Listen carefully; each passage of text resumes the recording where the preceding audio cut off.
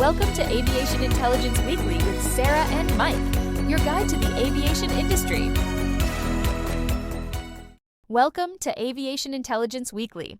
I'm Sarah, joined as always by Mike, and today we're diving deep into Kratos Defense and Security Solutions, ticker Kratos, and their second quarter 2026 10Q filing, dated August 4th, 2026. This is a company that sits at the intersection of unmanned systems, hypersonics, and defense electronics, and this quarter's numbers tell a genuinely complex story. Mike, let's get into it. Thanks, Sarah. Before we unpack the numbers, let me give you the one-sentence thesis for this filing. If we reduce this quarter to a single claim, it's this. Kratos is executing a high-conviction, capital-intensive bet on a generational defense buildup, posting record backlog and strong year-over-year revenue growth, while simultaneously absorbing a sequential revenue collapse and an operating loss that reveals just how much execution risk sits beneath the surface. That's the tension this entire episode is going to explore. And where does Kratos sit in the cycle right now? Based on this filing, Kratos is operating in mid-cycle expansion, but with a critical asterisk. The demand environment is genuinely exceptional. The policy tailwinds are real, but the company is in the middle of a massive capacity build-out, and the gap between backlog and recognized revenue is where the risk lives. We'll come back to that thesis at the end and test it against everything we find. Let's start with the material changes versus last quarter, because the headline numbers are jarring. They are, and we need to be precise here because context is everything.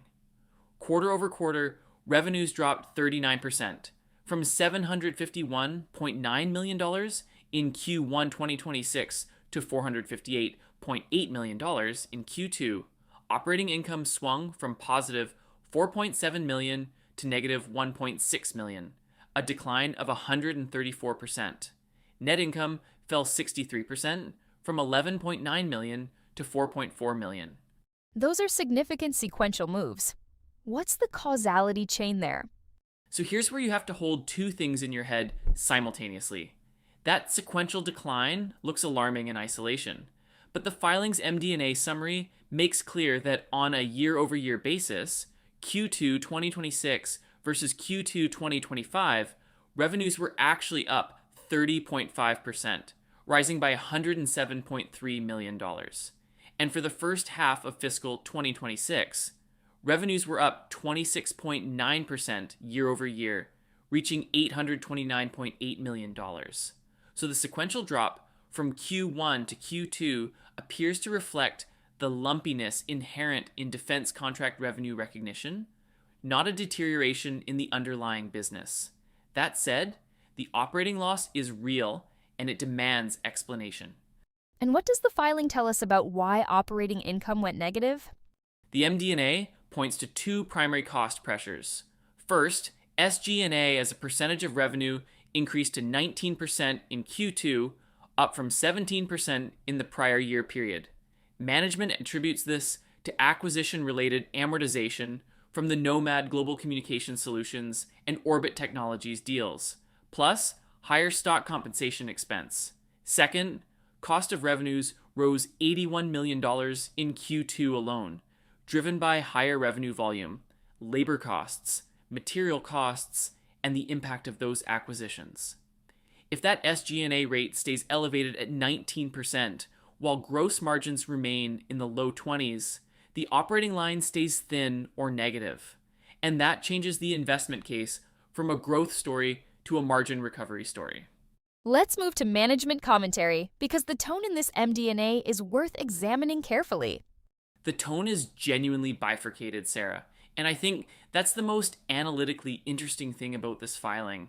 On one hand, management is unambiguously bullish on the demand environment.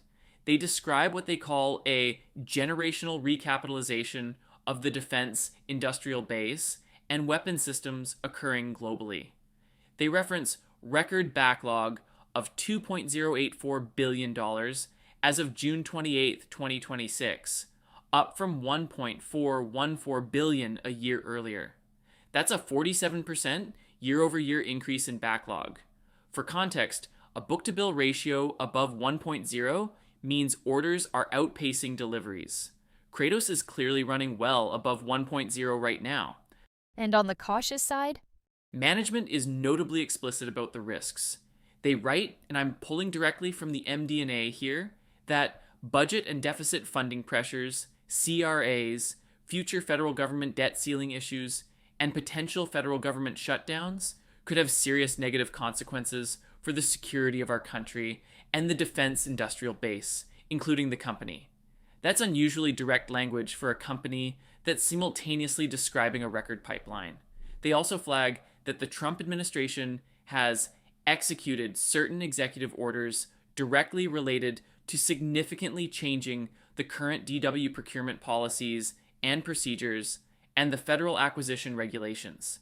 And they explicitly state that the potential impact of such changes, if effected either by executive orders or changes to the relevant law, to the industry, and to Kratos, is unknown at this time. That's a company telling you it doesn't know how its operating environment is going to change. That's not boilerplate.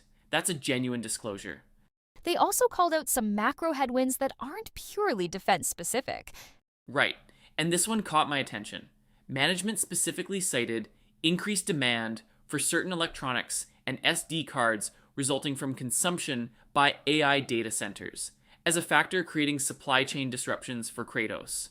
That's a direct competition for components between the defense industrial base and the commercial AI infrastructure build-out. Management says the impact is significant in certain instances. Their response has been advanced purchasing and larger lot buys, which they acknowledge is resulting in an increased use of our working capital, which is expected to continue. That's a cost and cash flow implication we'll come back to. Let's get into the financial red flags and confirmations, because there are elements on both sides of that ledger. Starting with the confirmation column, gross margin improved. Q2 gross margin came in at 21.8% versus 21% in the prior year. First half, gross margin was 22.9% versus 22.5%. Those are modest improvements, but they're moving in the right direction, and they're holding up despite the cost pressures management described. For a defense technology company, gross margins in the low to mid-20s are within a reasonable range, though they're below the mid to high 20s that some defense electronics peers achieve. And the red flags? The operating loss is the primary one. Negative $1.6 million in operating income on $458.8 million in revenue is an operating margin of essentially zero, negative 0.3%. For context, Kratos' own prior quarter showed positive operating income of $4.7 million, and the year-over-year revenue growth is strong. The issue is that SG&A is growing faster than revenue, driven by acquisition costs and stock compensation. If that pattern persists, SG&A at 19% of revenue while gross margins sit at 22%, you have roughly 3 points of operating margin before you even get to interest and taxes. That's a razor-thin buffer. The causality chain is straightforward. If SG&A doesn't normalize as acquisition amortization rolls off, operating income stays near zero, free cash flow conversion suffers, and the growth story becomes harder to sustain without continued external financing. What about working capital? You mentioned the advanced purchasing strategy. This is a critical watch item. Management explicitly states they've implemented advanced and larger lot purchases of certain materials and parts, and they acknowledge this has resulted in an increased use of our working capital, which is expected to continue. In defense contracting, earnings are accrual heavy. The real question is always whether free cash flow is tracking to net income or whether working capital is eating cash. The filing doesn't give us a precise FCF figure in the excerpt we have, but the directional signal from management is that working capital consumption is intentional and ongoing. That's not necessarily alarming. It's a deliberate investment in supply chain positioning, but it means cash generation is being deferred. Let's talk about risk disclosures. The filing notes no new or significantly escalated risk factors versus the prior quarter, but there's still a lot to unpack in what's already disclosed. Correct, and I'd push back slightly on characterizing the risk environment as static. The language around procurement policy changes is new in its specificity. Management references, executive orders, changing DW procurement policies, and the federal acquisition regulations, and they're explicit that the impact is unknown.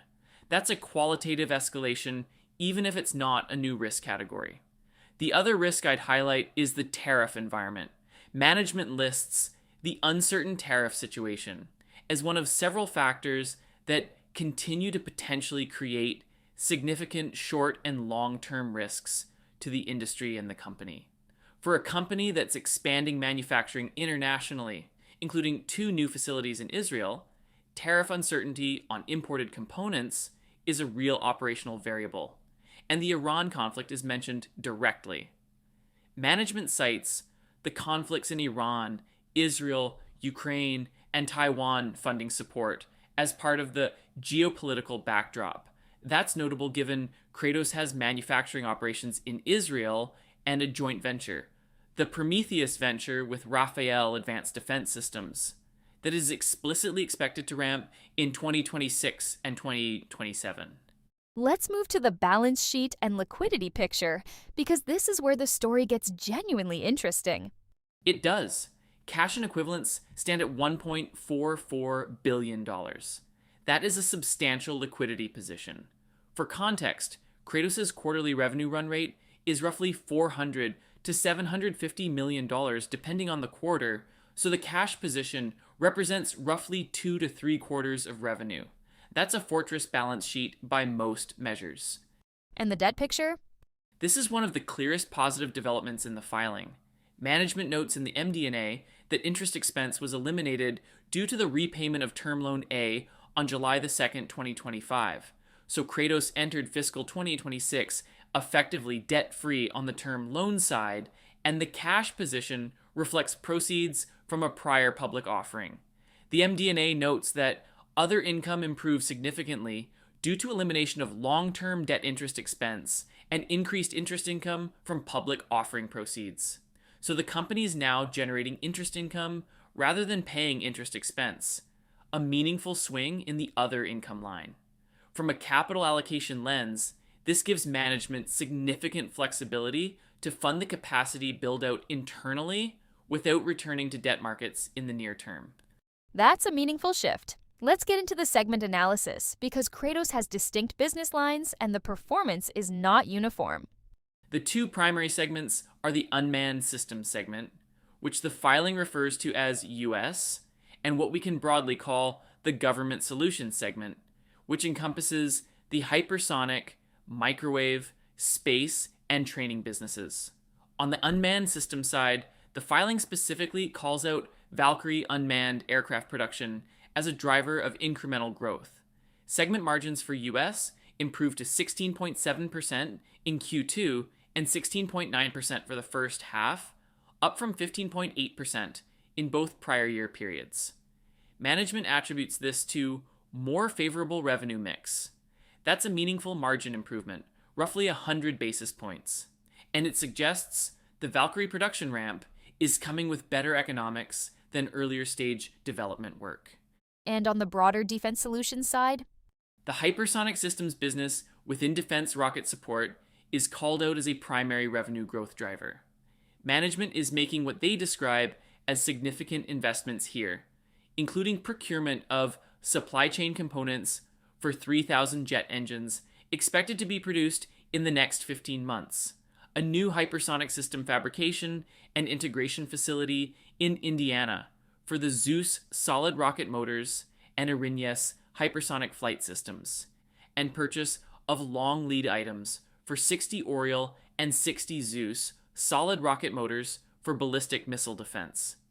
The acquisitions of Nomad Global Communication Solutions, contributing $18.8 million in Q2 revenue, and Orbit Technologies, contributing $21.4 million in Q2 revenue, added meaningful top-line contribution.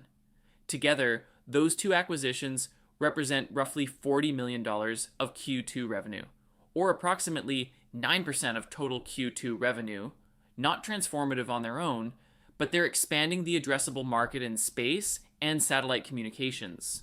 And management's expectation for when all of this backlog converts to revenue?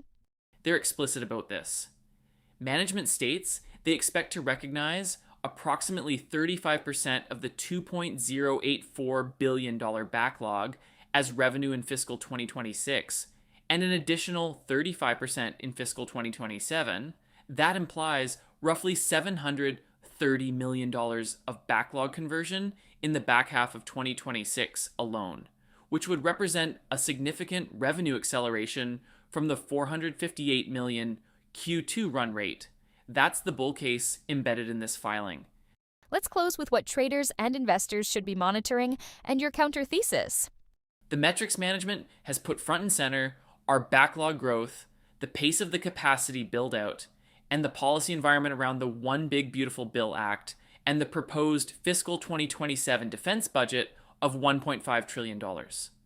Management is clear that the OBBBA's $156 billion in additional defense spending will remain available to be obligated until September 30th, 2029 and expended through FY 2035. So this is a multi-year tailwind, not a one-quarter event.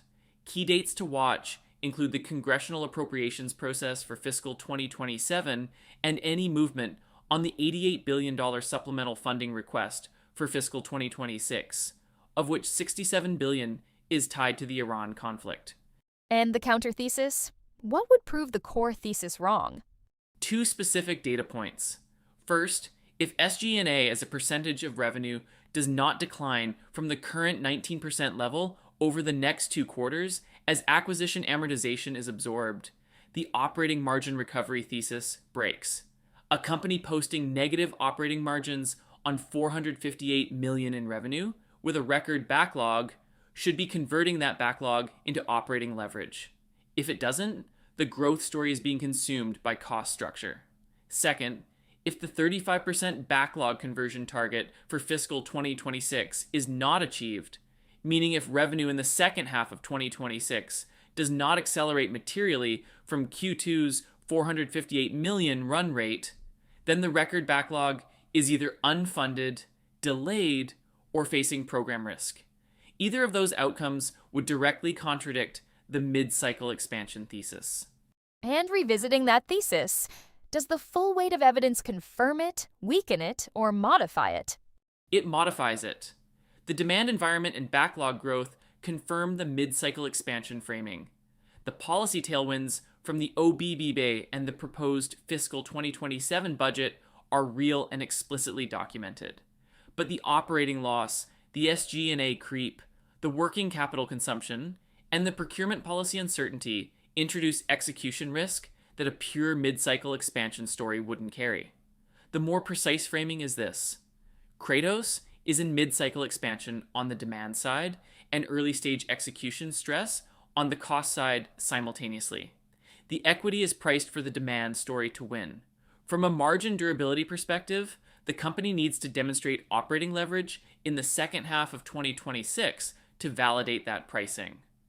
At current operating margins near zero on nearly $500 million in quarterly revenue, this equity is trading on the promise of backlog conversion, not on demonstrated earnings power. That's a sharp and grounded place to land. Mike, thank you for walking us through every layer of this filing. Always. The numbers are only as useful as the context you put around them. That's a wrap on our Kratos Defense and Security Q2 2026 earnings analysis. A reminder that everything discussed today is drawn directly from the company's 10Q filing dated August 4th, 2026, and nothing in this episode constitutes investment advice. We are analysts, not advisors. Do your own due diligence. I'm Sarah, he's Mike, and we'll see you next week on Aviation Intelligence Weekly.